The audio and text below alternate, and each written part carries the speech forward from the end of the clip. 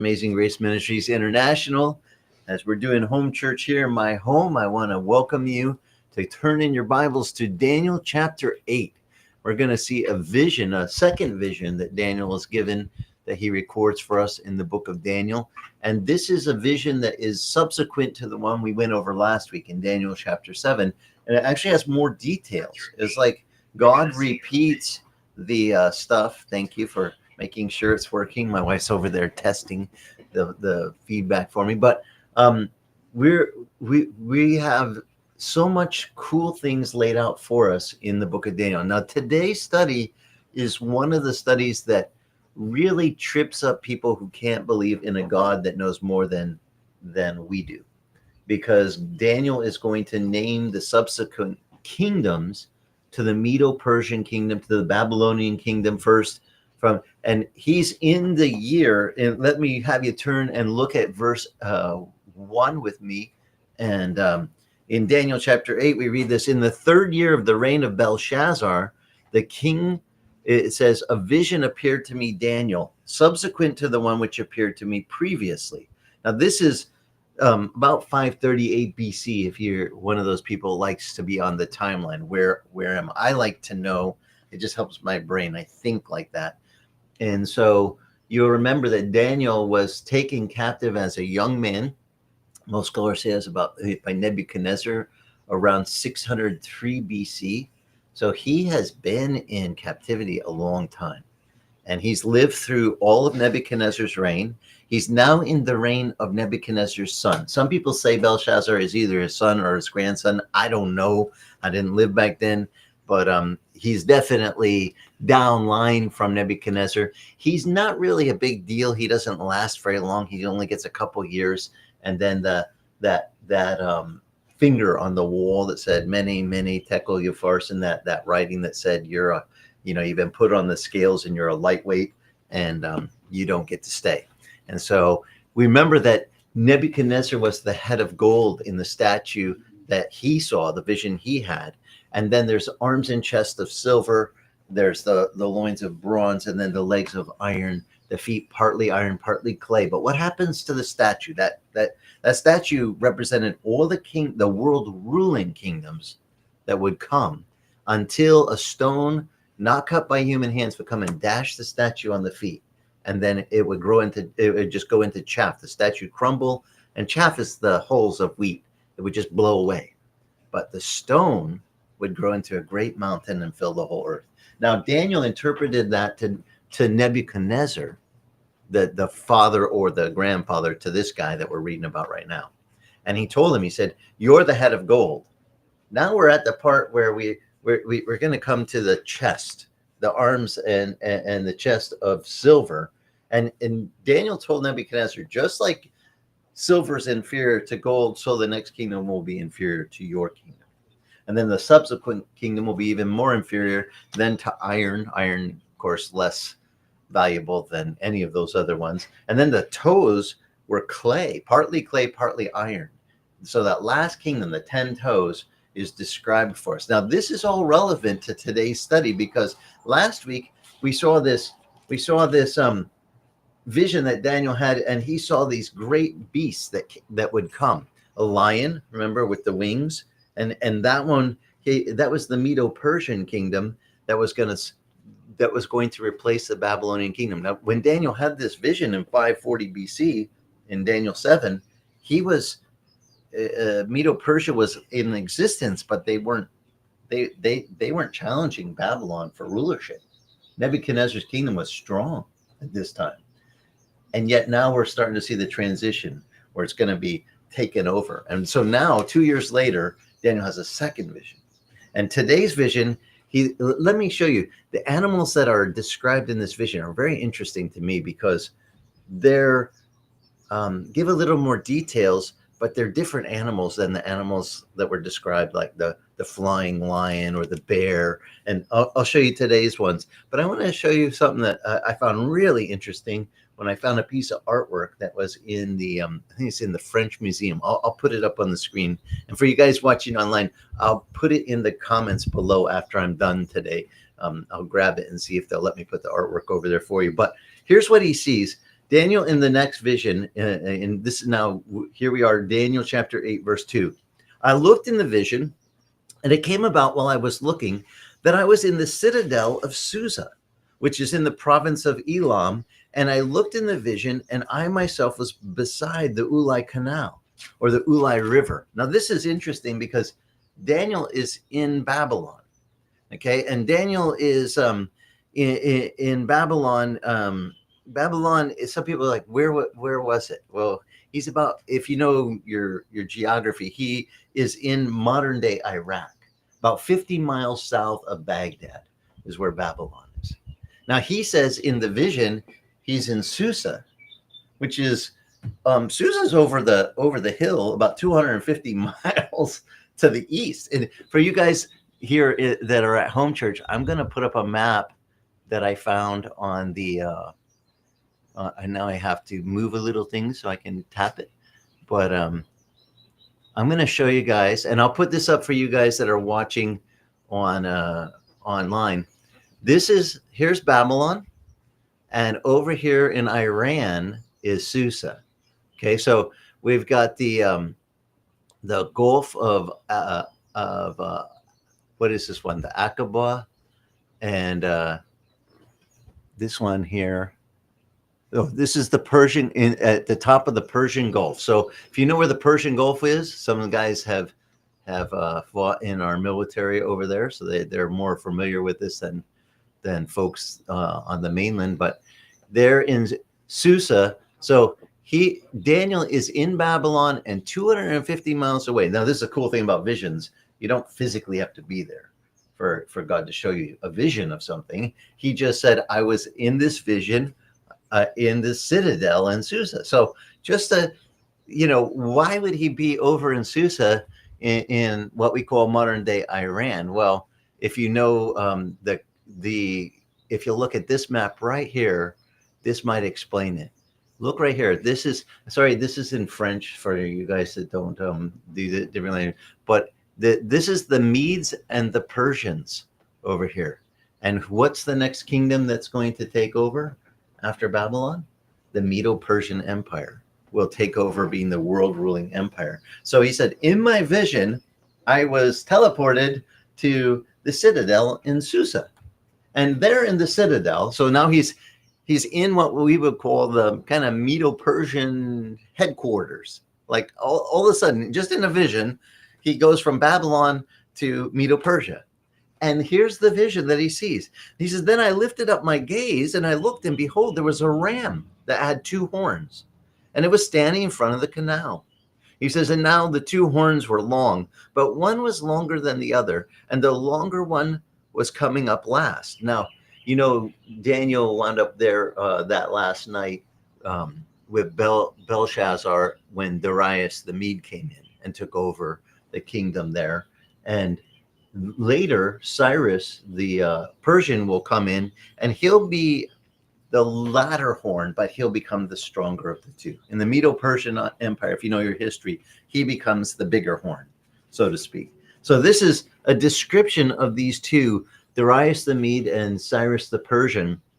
And he says, and I saw the ram. So it's described as one animal with two horns, one a little bit bigger than the other. And I saw the ram butting westward, northward, southward, and no other beast could stand before him, nor was there anyone to rescue from his power. But he did as he pleased, and he magnified himself. And that's what you'll find out if you study world history, that Cyrus actually does magnify himself and starts taking over. And he literally, even though Darius had taken the headquarters of Babylon, he comes in and takes all the rest of the territory, all the way through what we call present day Middle East, down toward Egypt and up to Lebanon, all the stuff you see in the news today over there in the Middle East.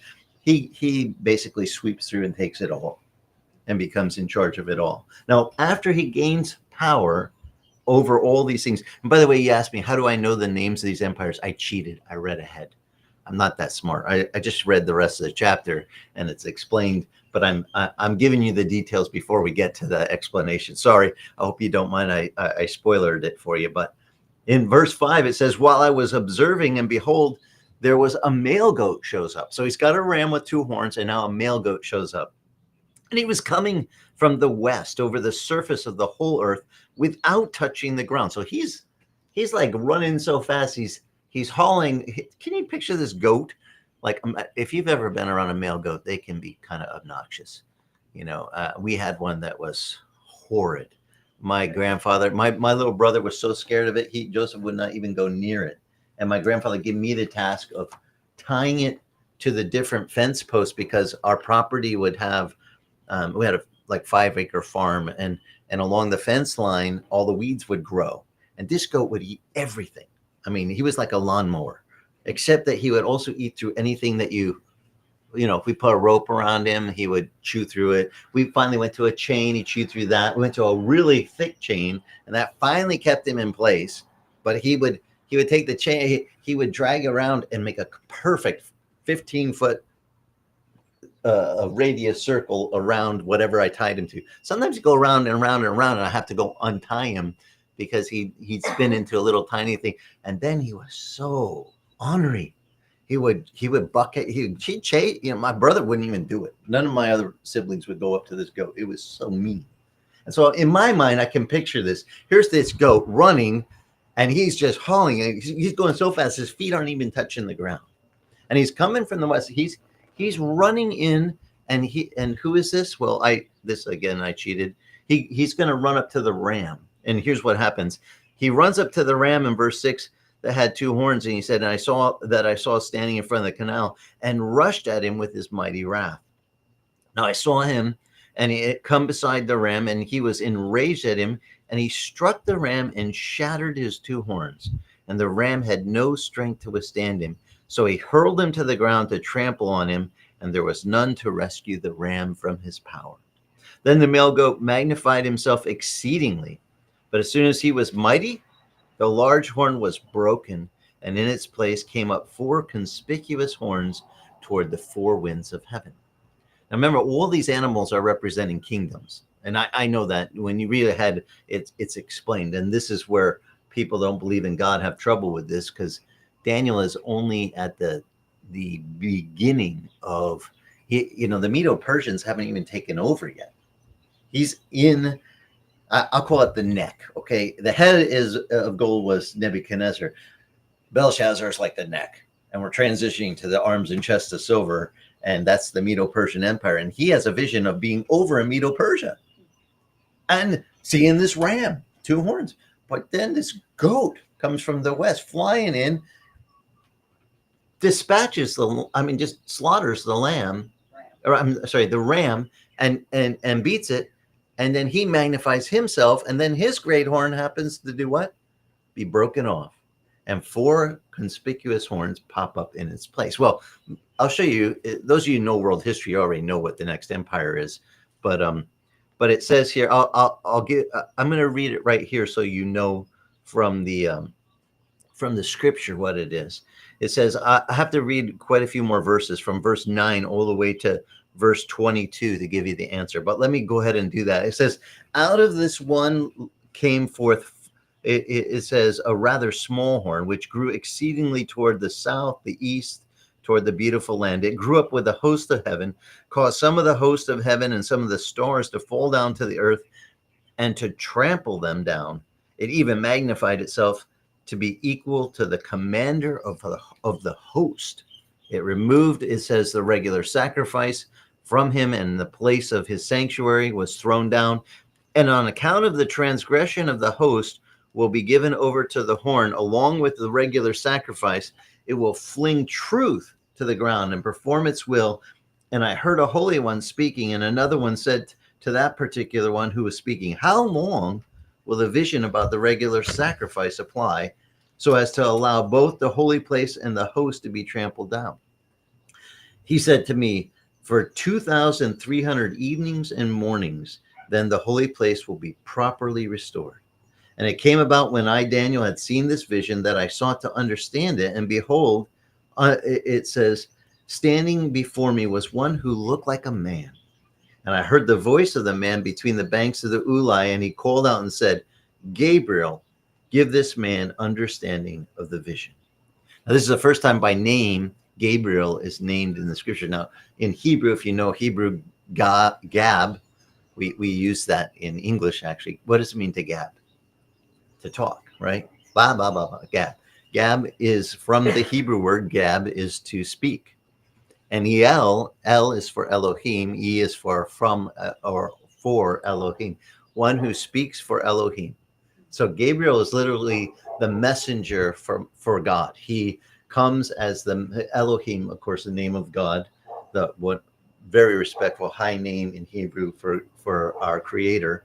And so he says, Gabriel, give this guy an understanding, because he's just seen all this weird stuff, and he's like, I don't get it. Now, when it comes to visions, if you don't get it, that's okay. You're in good company. Daniel didn't get it. So some people, I hate their reaction though. American culture is so wimpy. When we don't get it, we just quit. Oh, I don't get it. Forget it. Let's move on. Go play a video game. Go do something, right? I mean, they just give up, but not Daniel. Daniel's like, I want understanding. Show me what it is. Cause me to understand, Lord, so that I can know these things. And so Daniel has God have Gabriel show up and give him understanding. So Gabriel, verse 17, comes near to where Daniel was standing, and he says, and I was frightened, and I fell on my face. By the way, if you see a real angel, this is the typical reaction. It's not like I joke about my mother-in-law's collection of precious moments, these little pastel angels. And what's the angel usually first, one of their lead-in lines is, do not be what? Afraid. And I joke, I said, can you imagine a little pastel angel going, do not be afraid? I'd be like, I'm not, but a real angel, a real one from God, freak you out. Daniel, it says, was in fear. He's standing there and frightened. He fell on his face. But he said to me, Son of man, understand the vision pertains to the times of the end. Okay, this is some stuff about the end times, and this is why people are so, when they ask me, how do you know stuff about end times? I'm like, I cheated. The vision was already given to Daniel, and Daniel was called a prophet by one person that has the greatest authority to know who's the true prophets. Who said that Daniel was a prophet in the New Testament? Jesus. So when you see the abomination that causes desolation spoken of by Daniel the prophet, let the reader understand. Now, Daniel never called himself a prophet, but Jesus did, because Jesus knew he was prophesying about this abomination that caused desolation. And so we come to these things that Gabriel says are visions pertaining to the end, the times of the end times, we call it in English. In verse 18, he says, now while he was talking with me, he says, I sank into a deep sleep with my face to the ground. Remember, he's already on his face afraid. But now the angel starts speaking to him. And this is an interesting thing about a spiritual revelation. Here's him explaining, and what happens to Daniel? He falls into a deep sleep. He passes out. Have you ever read your Bible and you're trying to focus and all of a sudden you just zonk, you're gone? And somehow in your sleep, God still speaks to you. This is one of those, sometimes I think it's because of guys like me that can't hold still. He's like, I got to get you just to stay still for a second. And he makes me pass out. Maybe Daniel was like me. He's a little, zip all over the place kind of guy. And he's like, okay, Daniel, hold still. I'm going to tell you something. And here's where we get that. This is where I don't interpret this dream. Who's speaking to him? Think of this. This is really important. You got to catch this. It's Gabriel, the one who speaks for God. The messenger of God is telling Daniel what we're about to see. And this is where we see God have all-knowing omniscience. He knows everything. Future, he knows the beginning and the end. He's outside of our timeline. And this is why I serve him, because I like having a God big enough to know. Some guys are like, that's not fair. You can't really know the stuff before it happens. That would be, like more than yeah, but not more than he knows. He's allowed to know more than we know. And I like having a God who knows more than I know. So he says to Daniel, while he's sunk into a deep sleep on his face on the ground. Did you notice that in verse 18? And then he touches me, Daniel says, and he made me to stand upright. Okay, Daniel. Poor guy passed out. Get up. And he said to me, behold, I'm going to let you know what will occur at the final period of indignation, for it pertains to the appointed time of the end. Now, he says, verse 20, the ram which you saw with the two horns represents the kings of Media and of Persia. Well, we don't even have to guess what the ram's identity is. The angel told him. But listen to the shaggy goat. Then it says, and the shaggy goat represents the kingdom of Greece, and the large horn that is between his eyes is the first king of the kingdom of Greece. Who is the first king? You guys, history buffs, you know this, right? Alexander the Great. Yeah, Alexander the Great. And it says, and the broken horn and the four large horns that arose in his place represent four kingdoms which will arise from his nation, although not with his power. So this is described for now. If you're a history buff, you know that the Medo-Persian Empire is one that Alexander the Great comes in, and Alexander was like a megalomaniac when it came to conquering the world. He was a young man, and he was in his 20s into his 30s. He didn't even his reign was so short that he conquers the whole entire world and gets bored. He winds up getting drunk and walking home in the rain and getting pneumonia and dying. And in his place, his four generals take over his kingdom that he had just conquered the whole known world, and they divvy it up. I can tell you their names if you're into history. You want to write this down, but this is after he dies. He only really reigns the world from 334 BC to 331. That's when he has the entire what we call known world as a world ruling empire. Alexander the Great. Greece becomes the headquarters for the this would be the bronze loins, okay, that replaces the chest of silver, the arms and chest of silver. And his four generals that do it, Cassander gets Macedonia, and Lysimachus gets Thrace and much of Asia Minor. Seleucus takes over Syria, what we call Syria is still today, and Ptolemy, he gets Egypt. And Egypt was kind of a big deal back then, so he's got like a big chunk. He's got the southern chunk, Egypt. So that's how they divided up the kingdom. They're the four horns that fill in. And guys go, how could God know that would be one guy that would take over the two guys that would take, then be taken over by four guys? And how could he know the names? Because Greece was a nothing. At the point when he's writing this, we're at the neck. Babylon has just passed. We're in Belshazzar's reign in 538 BC, the third year of the reign of Belshazzar, verse 1 says. So we're just in the reign of the neck.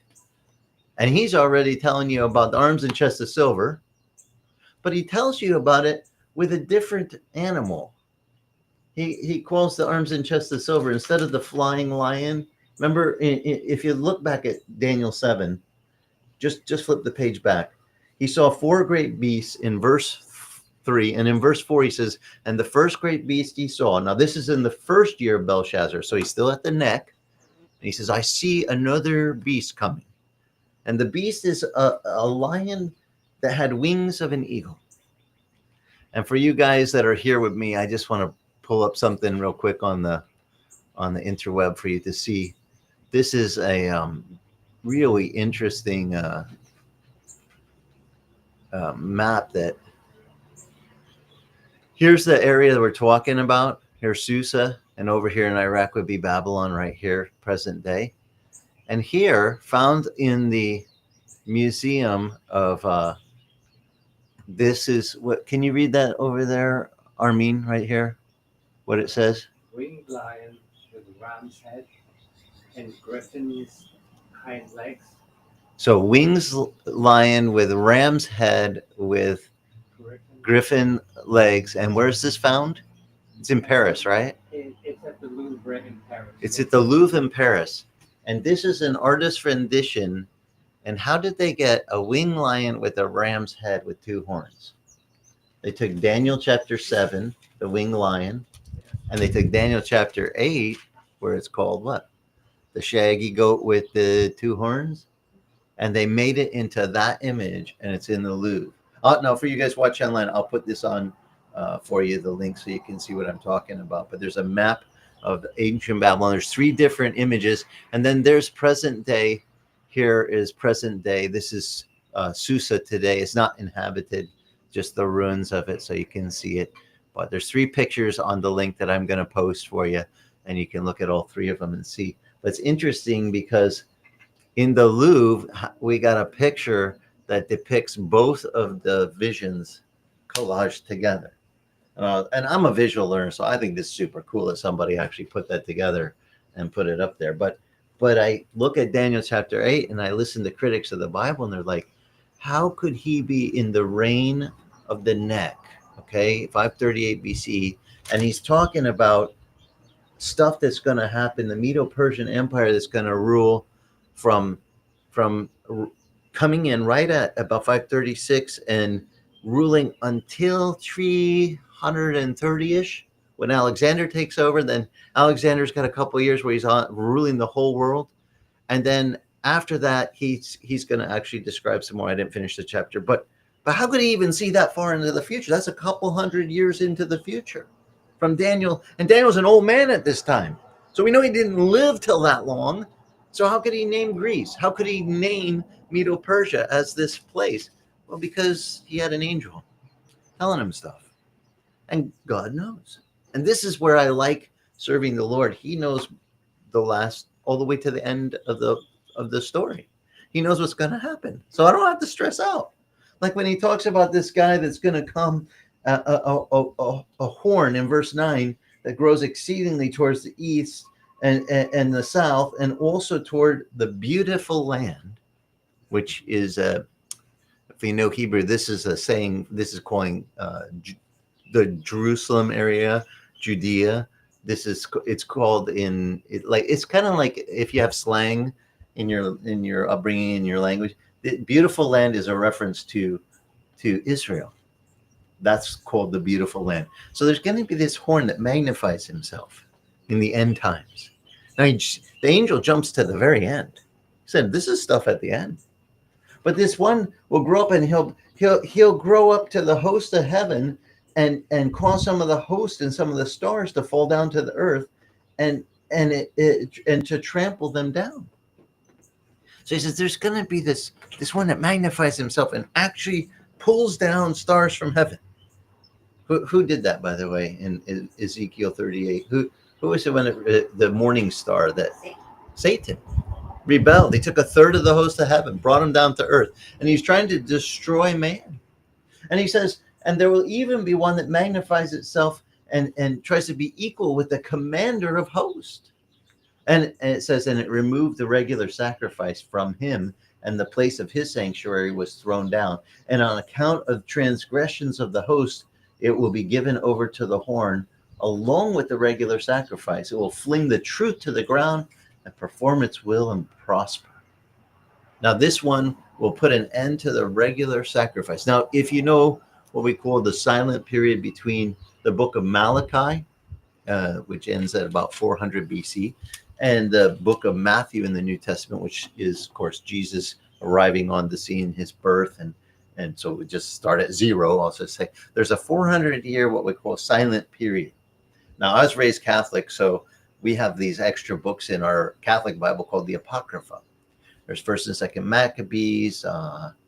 What's the other one? Sorry, I'm just all of a sudden brain slip. There's a few other ones. They're not considered canonical scripture. They just talk about the history period from that 400 silent years of the prophets. There wasn't prophecy, but there was still history going on, and part of that history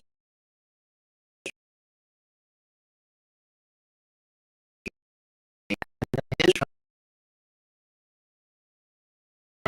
from Jesus was in a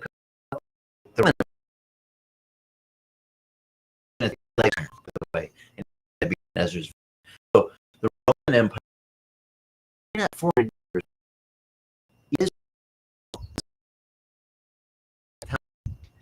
because Epiphany showed.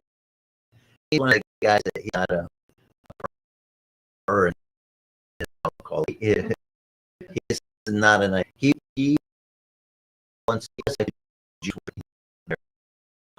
and he wants to put it in sacrifice. So he slaughters a pig, which is an unnormal in Jewish culture, puts it on the altar, and then after the altar comes in and makes a nomination and stops the worship of the Jews there. Now, if you read in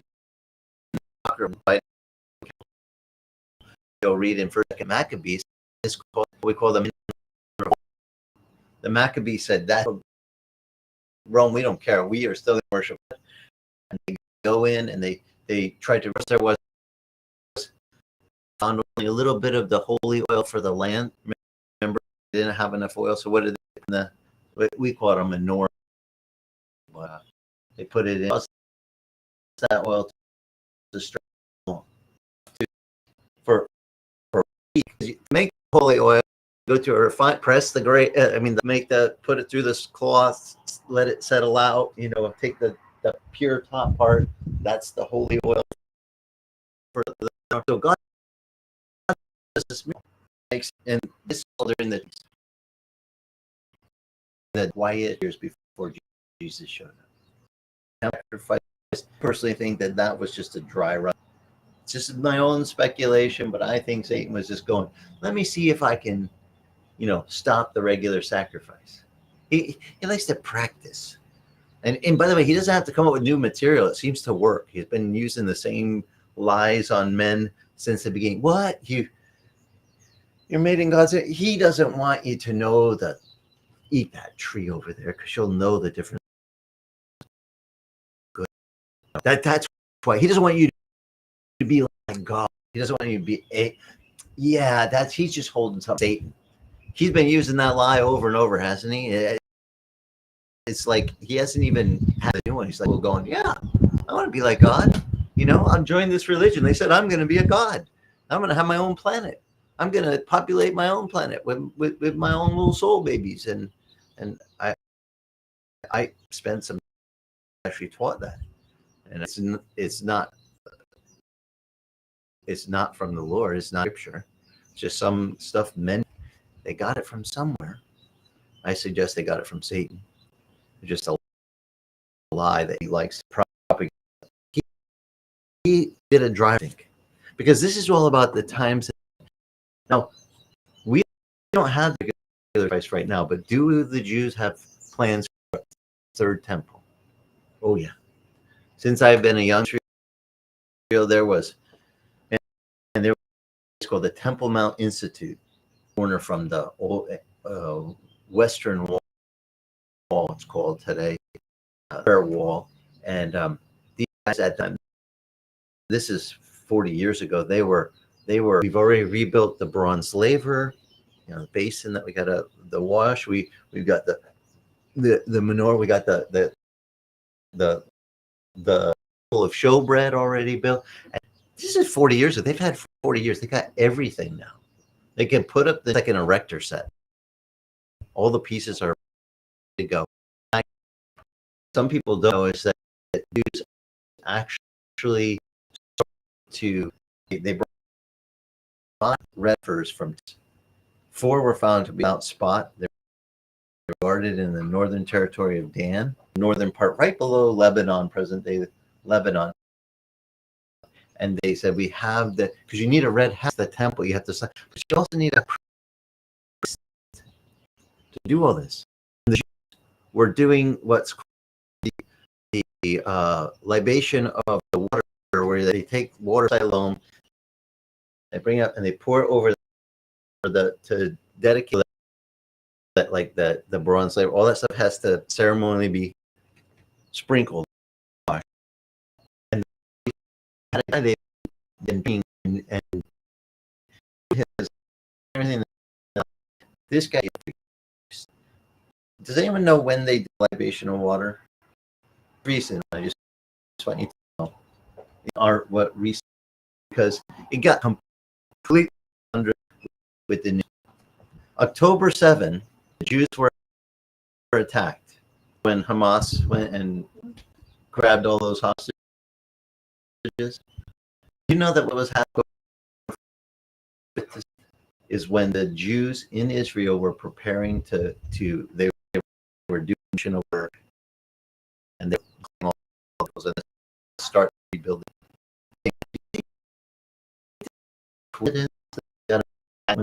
They were going to temple. No,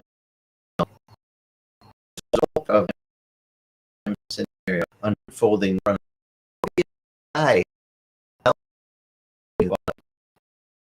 He's going to try to put a offering because in fact he's if cheating one God work me, he'll put his image in the temple, which like think of this speak today with a problem with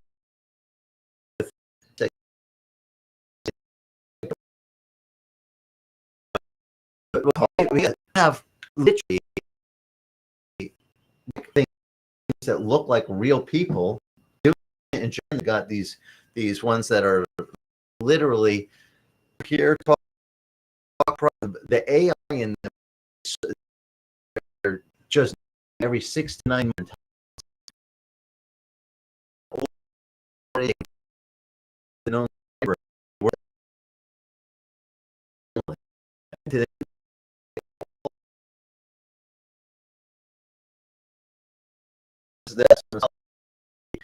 With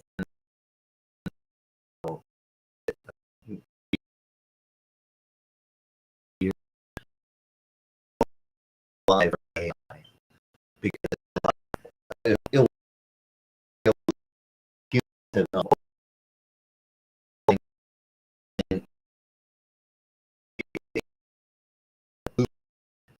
yeah, an image of a guy speak, and he's in the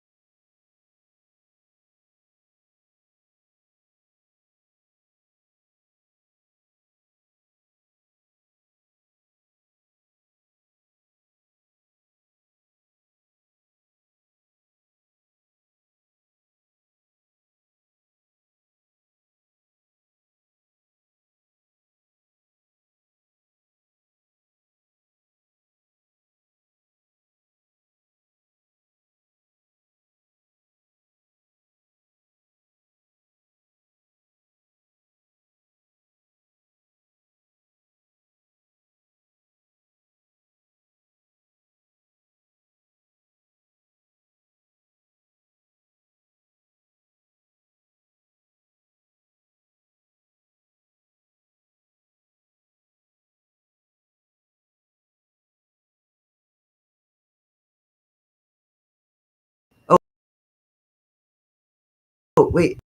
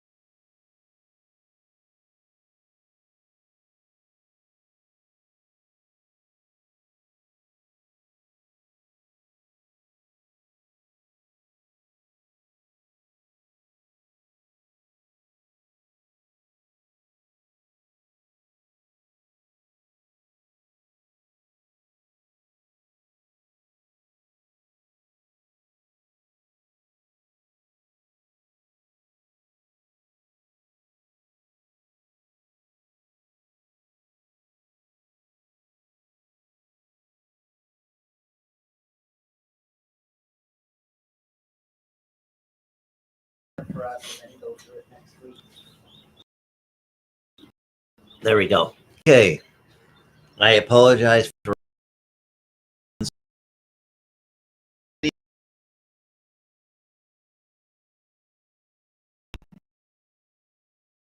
without human agents, which have been, but the angel told Daniel. Then Daniel was sick for days. He said, I got up and carried astounded to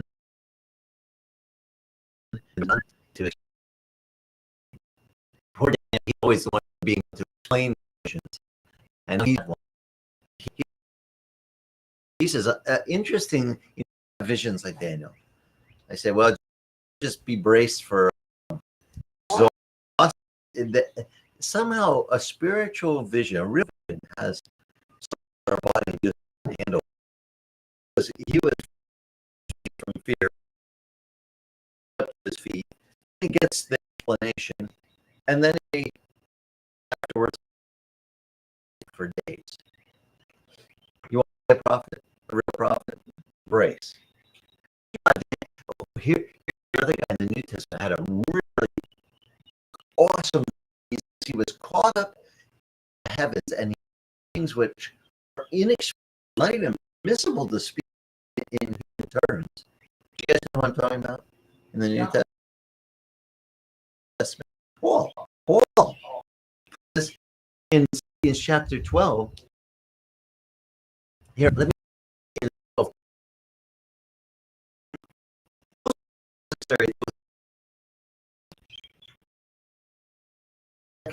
It's 12 verse 1.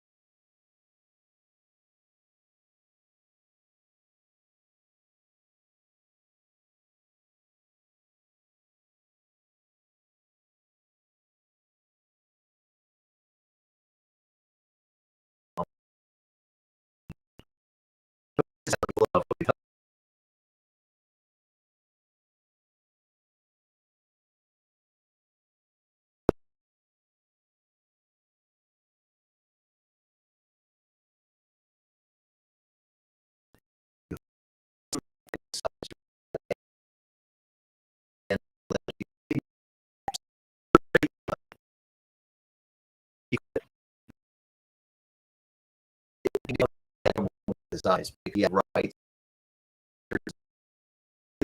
Usually when I ride, you trip them and them such a love.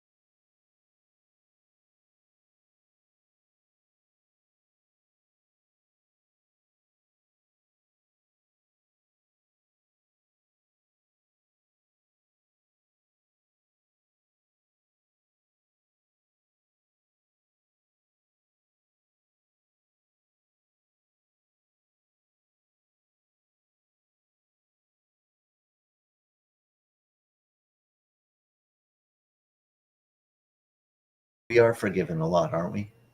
And if you love the Lord because of that, like I do, that's okay because that's the greatest with all your strength, all your soul. It's like Jesus said, love your neighbor as what? As yourself. Let's just walk in grace this week and know God knows the end of the whole story. He's got all about it.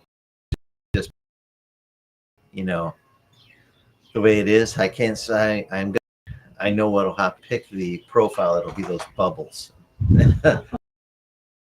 Because they do the weirdest thing. It's just how it is. But anyway, folks that are watching, if they this long, I want to commend you and thank. Thing is glitching. It's not working well. I'm going to try to end this, but I invite you to read ahead to next week and use this to do part of the next chapter. The next couple chapters is where the book of Daniel, because he is just beginning to tell the details of the coming kingdoms. Chapter 11 is so detailed. It's a history lesson. It'll actual Roman history lesson, naming all of these different parts of the Roman Empire and how they'll move and how they'll come against each other. By the way, actual conflict in its inner ranks, fighting and taking over the world. So If you're a history, they just go crazy over Daniel 11. They're like, how could he know? And he's nothing at this time. I mean, he's where Greece comes into power and Rome comes into power. How can he BC that's happening AD? Not fair. That's 100 years in advance. God,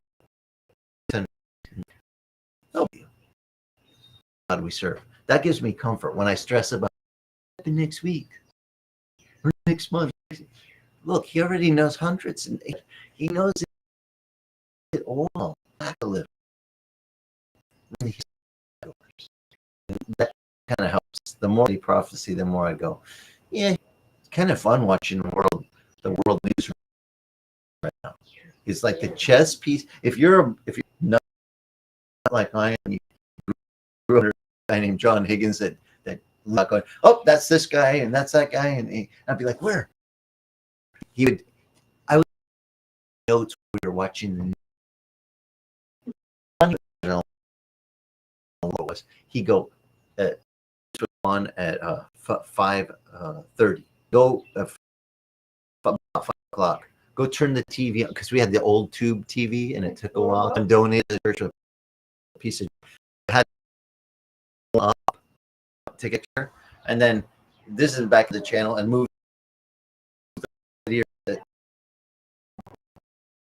get the signal and the line to aim. So go put it on the channel.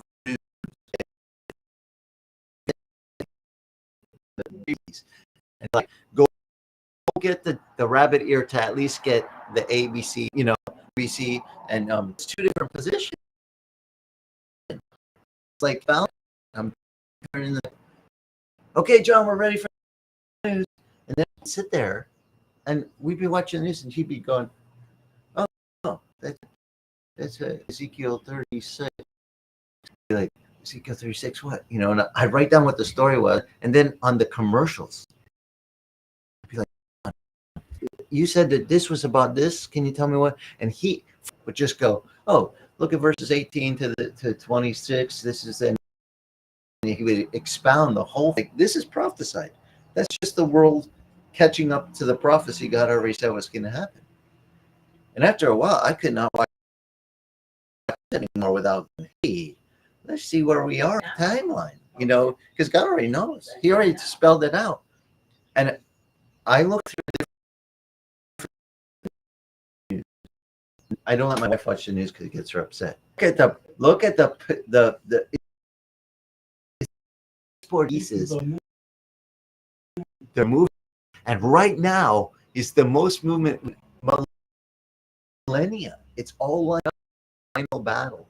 That's going to be good versus evil. If you're a student of, yeah, we're getting, it's like I get excited that we're getting close to the end time.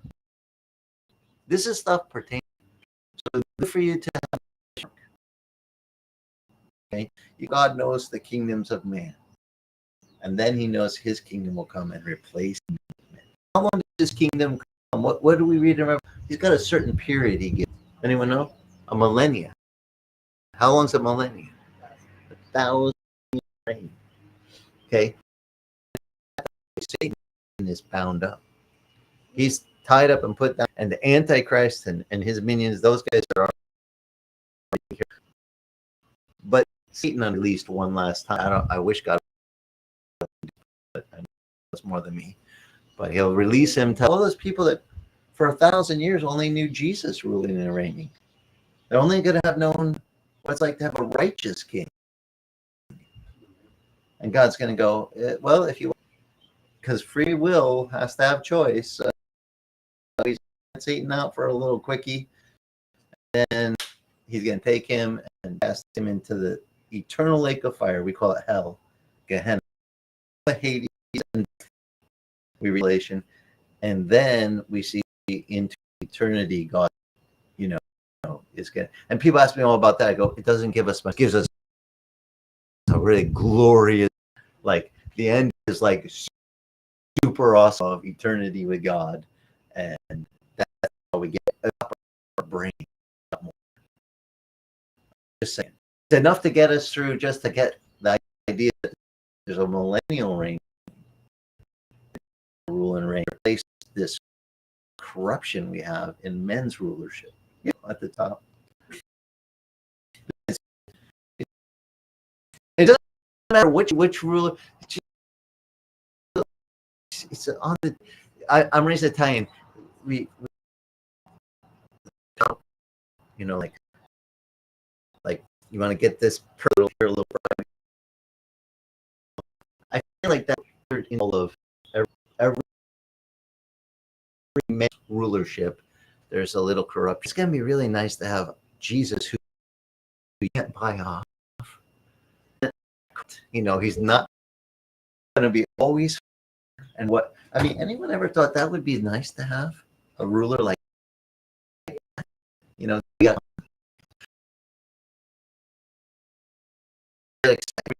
Daniel for next week, and I'm sorry for the interruptions during the.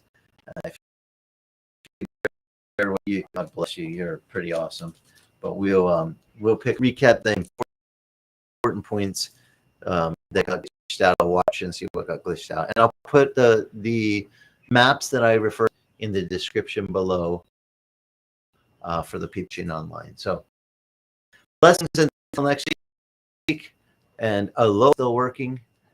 Bye.